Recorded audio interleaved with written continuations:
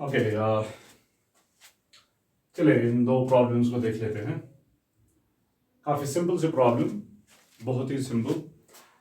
In four situations, a rotating body has an angular position theta of t given by theta is equal to 3t minus 4, theta is equal to minus 5t cube plus 4t squared plus 6 और ये चार situations.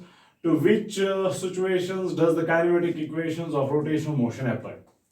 वो जो पांच equations हमने देखी हैं, omega is equal to omega 0 plus alpha t delta theta is equal to u t omega 0 t plus half of a t square alpha t square and so on, जितने भी हैं पांच इक्वेशंस। रिमेंबर उनके लिए condition थी कि alpha जो है that must be constant, alpha must be, acceleration must be constant, यहां पर angular acceleration must be constant. So we have to see कि किस केस में एक्सेलरेशन जो है वो कांस्टेंट है। ओके, लेट्स सी किस केस में एक्सेलरेशन कांस्टेंट है। पार्ट ए में where theta is equal to 3t minus 4, इसकी डिफरेंशिएशन अगर हम कर लेंगे तो हमें ओमेगा मिल जाएगा एंगुलर वेलोसिटी, फिर उसकी डिफरेंशिएशन कर लेंगे तो हमें एक्सेलरेशन एंगुलर एक्सेलरेशन मिल जाएगी। तो इसकी डिफरेंशिएशन 3 तो मल्टीप्लिकेटिव कांस्टेंट ऐसे ही रहेगा, t की डिफरेंशिएशन 1, तो 3 into 1 माइनस इसकी 0, सो दिस इज जस्ट 3। तो omega is constant, omega is constant, that means alpha is 0। हमारा गर्ज जो है वो अल्फा कांस्टेंट होने के साथ है, फिर वो 0 हो या नॉन 0 हो, इससे कोई फर्क नहीं पड़ेगा। सो पहले वाले केस में alpha is constant and that constant happens to be 0, okay, that constant happens to be 0, so पहले वाले केस में इक्वेशन जो होगी, इक्वेशंस जो होंगी वो वैलिड रहेंगी। ओके, फिर दूसरे वाले केस में theta is equal minus 5t cube plus 4t squared plus 6, ये वाला देखते हैं। Theta is equal minus 5t cube plus 4t squared plus 6। हमारी acceleration should be time independent, उसमें t नहीं आना चाहिए, जैसे कि यहां पर था t कहीं नहीं आया। यहां पर अगर हम सीधे देखेंगे, जब आप पहली डिफरेंशिएशन करके ओमेगा निकालेंगे तो यहां पर t स्क्वायर बच जाएगा और यहां पर t स्क्वायर बच जाएगा। जब उसकी डिफरेंशिएशन कर लेंगे तो वहां पर t बच जाएगा। So acceleration will be time dependent. So I write it here, omega is equal माइनस 5 into 3 is 15 t square plus 8t, इसका तो 0, और alpha is equal to minus 30t plus 8। So you can see it's time dependent. तो second वाले case में equation जो होगी वो वैलिड नहीं रहेगी, काइनेमेटिक इक्वेशन, क्योंकि उसके लिए अल्फा कांस्टेंट होना चाहिए, यहां पर कांस्टेंट नहीं आ रहा है। ऐसे सी का मैं इक्वेशन ही लिखूंगा, बाकी मैं आपके लिए छोड़ रहा हूं। 2t to the power minus 2, ये t स्क्वायर में ऊपर ले रहा हूं, minus 4t to the power minus 1।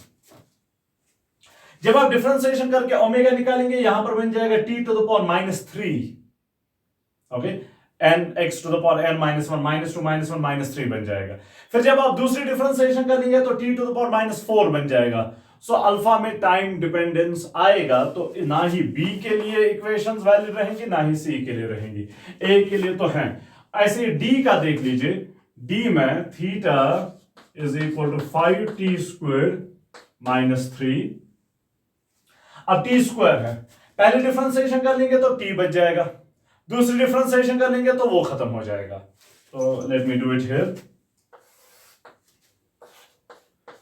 Omega is equal to 5 to is 10, 10t minus 0, 0 लिखने की जरूरत नहीं है।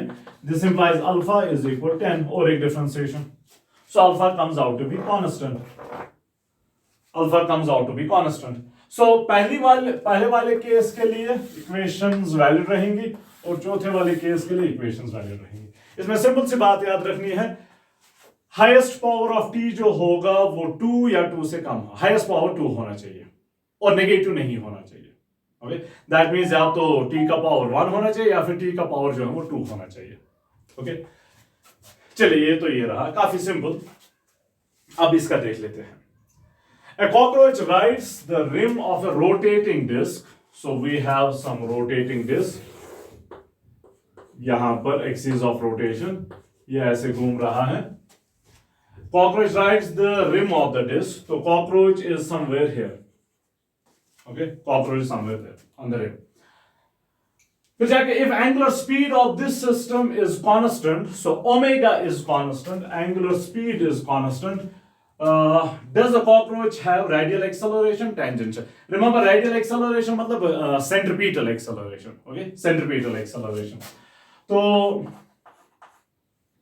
centripetal acceleration is non-negotiable for rotational motion. Centripetal acceleration has to be there. Okay, it has to be there. Centripetal acceleration quantitatively हमें पता है v square divided by r है या फिर r omega square.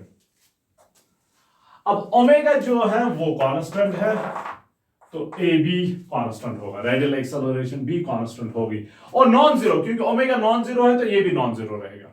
Okay, obviously r भी non zero है, cockroach का radius जो है वो ये r रहा, वो जीरो के बाद ना ही r जीरो है ना ही ओमेगा जीरो है, so radial acceleration has to be there. So पहले वाले केस में radial acceleration is there. Tangential acceleration. Now remember, tangential acceleration जो है that is related to alpha, angular acceleration. At is equal to r alpha. Remember, linear is equal radius times the angular. Linear is equal radius times the angular.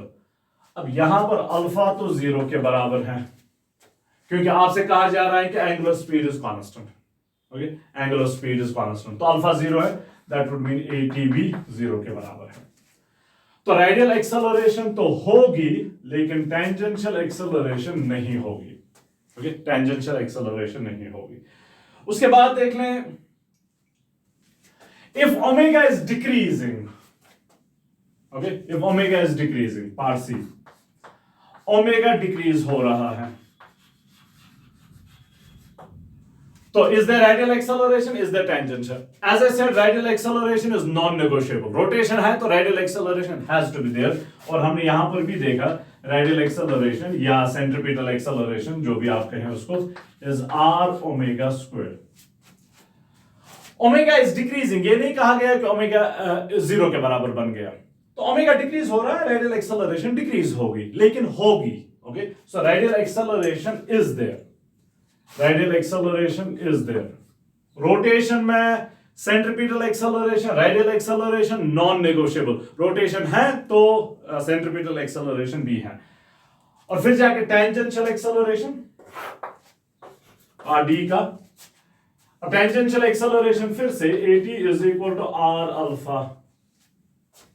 और alpha हमें पता है is d omega by dt. अब omega आपसे कहा जा रहा है कि डिक्रीज हो रहा है, omega is decreasing, omega decrease हो रहा है तो D omega by D T non zero होगा, इसका कुछ ना कुछ वैल्यू होगा, इनफैक्ट नेगेटिव वैल्यू होगा क्योंकि डिक्रीज हो रहा है. सो इसका नॉन जीरो वैल्यू होगा. तो अल्फा का कुछ वैल्यू है, अल्फा का वैल्यू है तो एटी टेंजेंशियल एक्सेलरेशन का भी कुछ वैल्यू होगा. तो टेंजेंशियल एक्सेलरेशन इस केस में होगी. Remember, tangential acceleration is related to angular acceleration. Okay, related to angular acceleration. लेकिन centripetal acceleration is not related to angular acceleration. Okay, so काफी simple से exercises दो, बिल्कुल ही simple से exercises दो helpful. Okay, चलिए अब next.